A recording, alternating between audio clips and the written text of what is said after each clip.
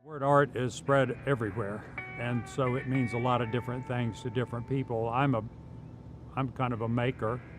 I like making things.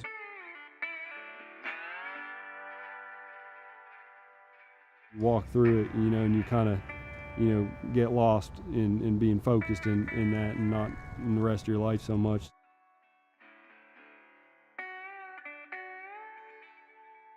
Art will have a different personal value meaning to each individual, and that's what makes it unique.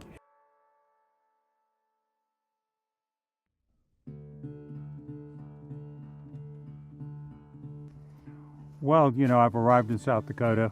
Have to drive up from Sioux Falls, and along 29 you see a lot of grain storage bins and so forth along the edge of the road. Some of them are bought in different eras. When I come up with an idea is just to find starting points.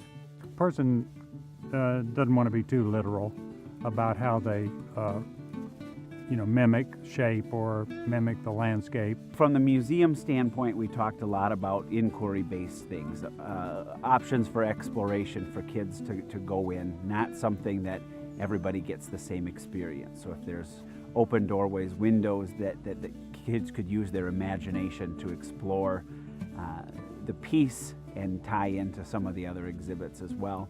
But then we also talked about our community and what's important in our community. Then I go in and I see all the stuff that I can picture in my head, like paintings on the walls, or like cameras, and like what color should the walls be. I get to design my own house. His artwork is such a surprise, I think. And that makes it really fun. And I've visited a number of his installations elsewhere.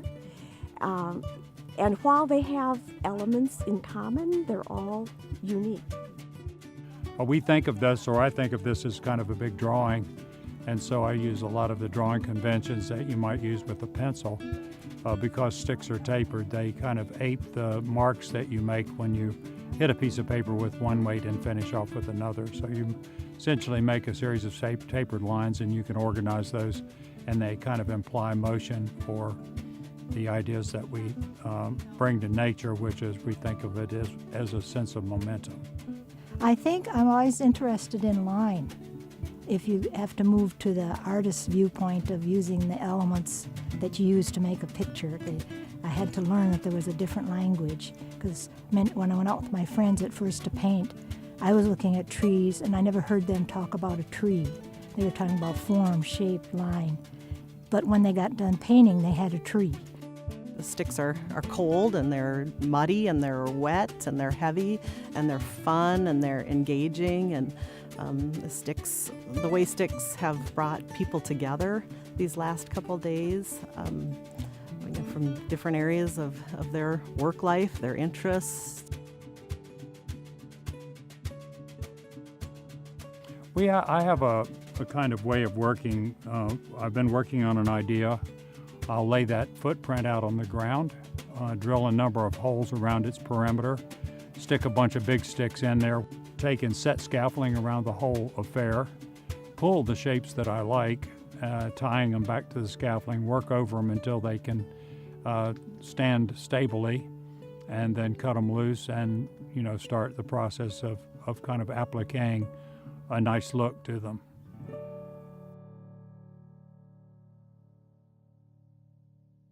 We all had the experience of working with sticks as children and playing with them. They're an imaginative object.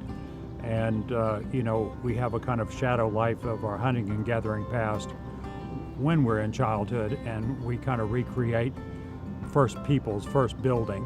Thematically, we're at a children's museum here in South Dakota, and so the work has to be one that children can accept.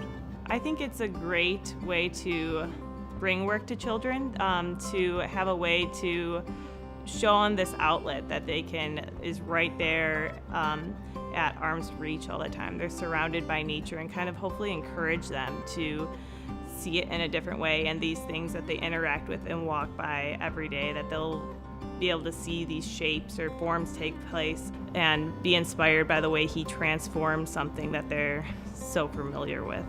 Everything we do here at the museum is hands-on, and it's very inquiry-based, so going into the project, you may not know what it's going to look like, but that's something that we really enjoy and use as inspiration here at the museum.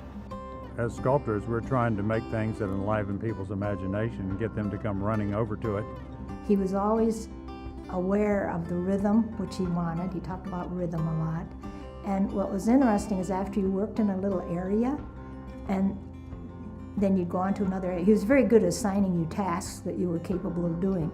And then he would come in and put the finishing mark on it, as he referred to it, and he'd put some big piece of wood in to contrast with what the work you'd been doing. But it pulled his piece together. There's a blending going on inside your mind that brings a lot of disparate loose ends together. He sees art as work, as making something, and as bringing to life and to shape, something that wasn't there before. To me, the importance is in, the craftsmanship and the ability to actually to make what you think about. I don't know that the idea matters as much as that, to me at least.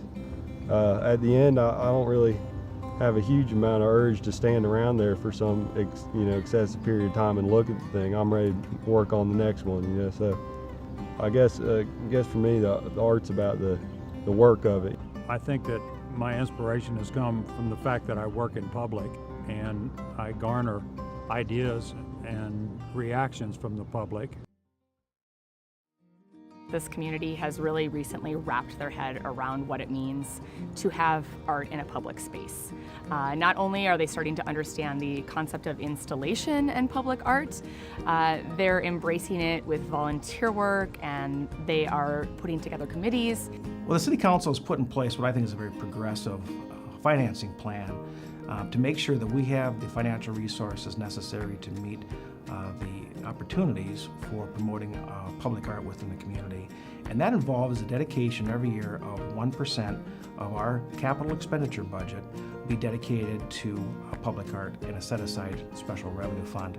It recovers a lot of young people, and you shouldn't discount that. It's a way to develop your population. I think public art is important because it makes people kind of come across something in the world that they might not have otherwise seen, and it can be surprising and inspire their curiosity. They may not even understand what it is, but kind of will gather people together to take a look at it and think, what is that? I think the value of having art and allowing people time and space to just live with a piece. It's just like when you meet a new friend. You sort of have that initial, introduction, and you're sort of testing the waters, and I think people do the very same thing with art. They need to get to know it a little bit. I always say that artists should just go ahead and make whatever they want and let art history take care of the rest. If I had to worry about whether something was good before I began, I would never get started. I simply have to blast into ideas and see the interest in them and say, oh, I could do that. Art means to me, it's a very unique experience, and it's individual to different people, and it's a chance just to express and share your creativity and imagination. It helps provide meaning to your life. I speak as a scientist and engineer that really helps you cope with life, but art enriches it and develops you as a human being.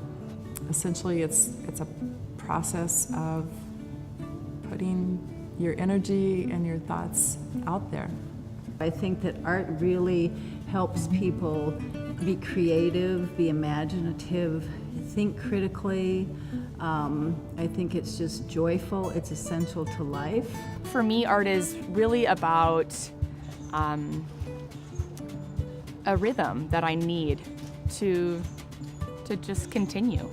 Art is the way I engage life now, as far as a way of observing and then recording what you've observed in a fashion that may be realistic, it may not be, but that's just delightful, the physical relating of what you've just observed or felt.